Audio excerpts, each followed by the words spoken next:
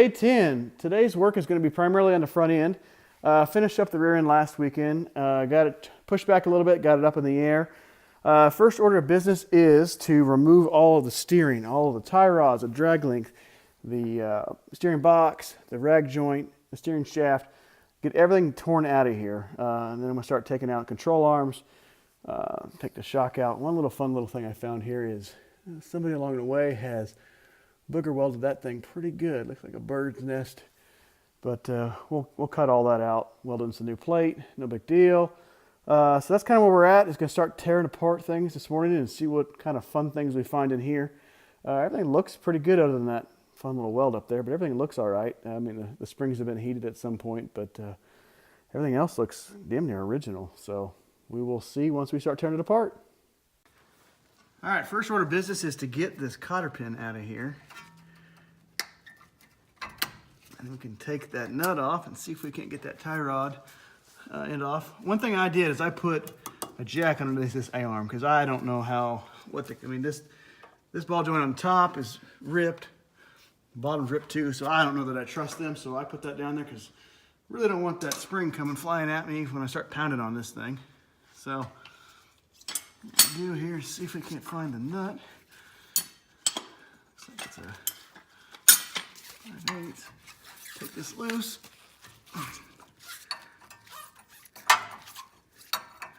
Remove this tie rod in.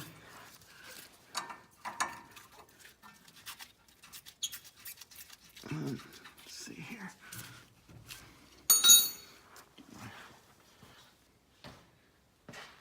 All right, got my big hammer here. Let's see if we can't get it to pop loose. A lot of times you can get these to come out without messing with them.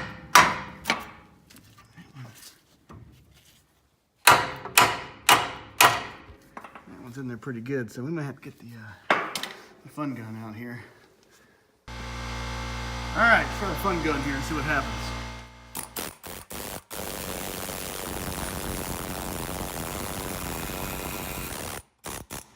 There we go.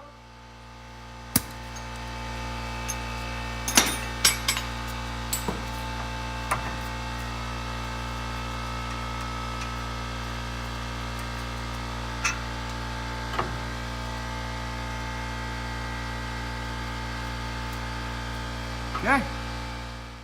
So the steering is all out of the truck here, minus the box.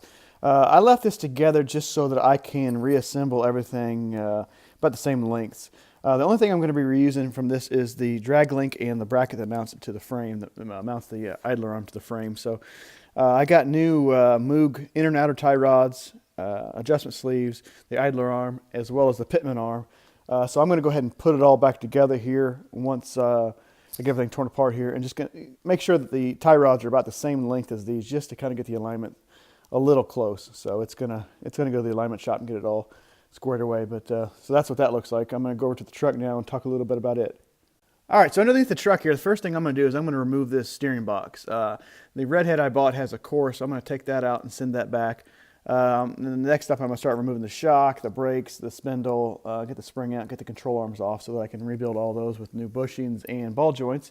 I've also got to repair a little bit there. You can kind of see the booger welds that somebody's put on there. So I'm going to grind that all smooth and weld that in there, put a plate in there with a new shock mounting bolt. So that's kind of where this is at right now. So, and then also the steering rod there, I'm going to take it apart and kind of clean it up. The collapsible portion is seized up, so I'm going to get that out and rebuild that, as well as it's got a joint on there that the boot is torn, so I'm going to rebuild that as well, put new boots, some new grease in there. So anyway, that's kind of where we're at right now. I'm going to start taking all this apart. Well, the parts are finally out. It actually took a lot longer than I thought it was going to. This stuff was in there. It was coated in about 4 inches of rust and grime and oil and grease, and it had never really been cleaned under there. So it's all out. Looking at this stuff, it looks like this stuff might be original stuff. The upper ball joint, the upper control arm, is still riveted in, so it's not been touched. None of the nuts look like they had been taken apart, other than maybe putting some pads in there, and some shocks, but everything else looks like it has not been touched. Even the spring here, I thought that they were heated or cut or something, but they look like they're original as well. I mean, as far as I can tell, somebody might tell me different, but just from appearances, they look to be original, or at least some sort of aftermarket that hasn't been cut or heated. But there's the headers there. I ended up having to take the headers off. It has this wonderful set of oddly mismatched headers that are on there right now. They were interfering with access to the U-bolts to remove the lower control arms, so I had to take those out. Those headers are going to be going bye-bye once I get the new motor all built. So, passenger side's over here. Like I say, everything came apart really well.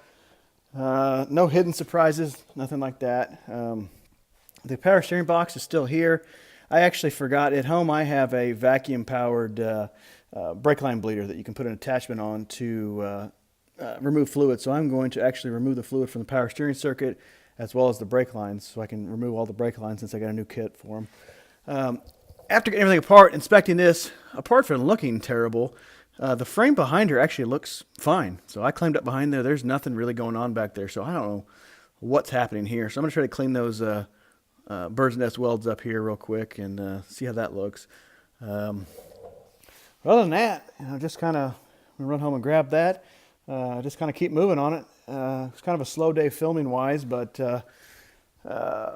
it took a long time to get these things apart. So since it hadn't been touched, it was a lot of cleaning grease and grime up. So, but next up here is going to be the booster and the master cylinder and a new disc proportioning valve. I think I'm going to go with a Willwood Master proportioning valve combo, and I'm going to do a Tough Stuff American-made booster.